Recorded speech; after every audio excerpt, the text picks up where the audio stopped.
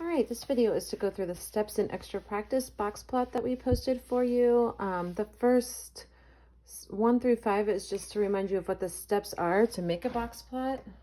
Actually 1 through 6, sorry. And then the very bottom half is where you're going to practice.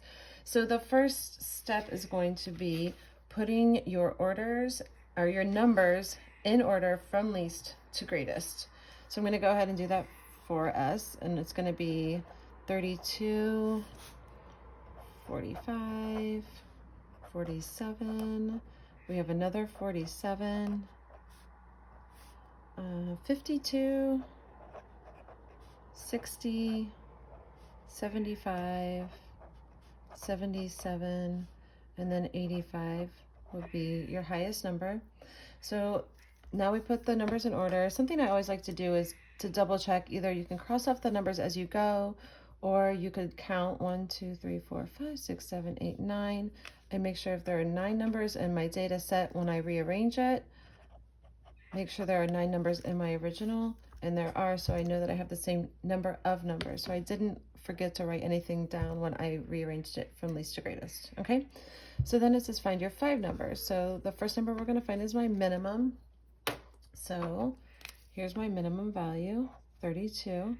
Find my maximum, or my higher extreme, as the video called it. That's going to be 85. The median number is the middle number. So we have 9 numbers again. So here, that's going to be my middle number, or my median. And then I want to find the upper quartile and the lower quartile, which is the median of the upper and lower range of numbers. So my upper quartile is going to be the median of these 4 numbers. So because this is an even number of numbers, I just need to find the midpoint between the middle 2. So because this is 75 and 77, that's pretty easy for me to find. The upper quartile is going to be 76, or as sometimes we'll call it, third quartile. Okay. If the middle of those 2 numbers isn't so easy to find, you can always add the 2 numbers up together and divide by 2 to find their mean, or their average.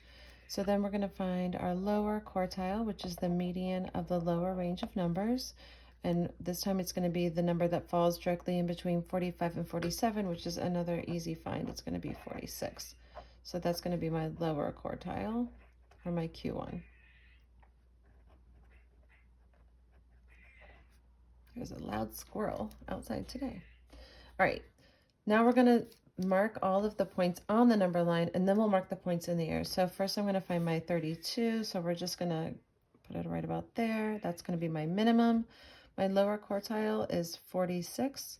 So we'll put it right about there. My median, 52, we're gonna mark that. My upper quartile is 76.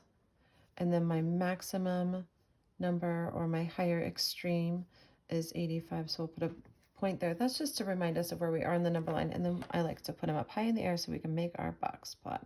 I don't like to, I need to. All right, so once we get our numbers in the air, the video told us we would then make a box using the upper and lower quartiles, and we'll enclose the median in that box. So here is the box that I'm making. This is my upper quartile and my lower quartile, and we're going to connect them together.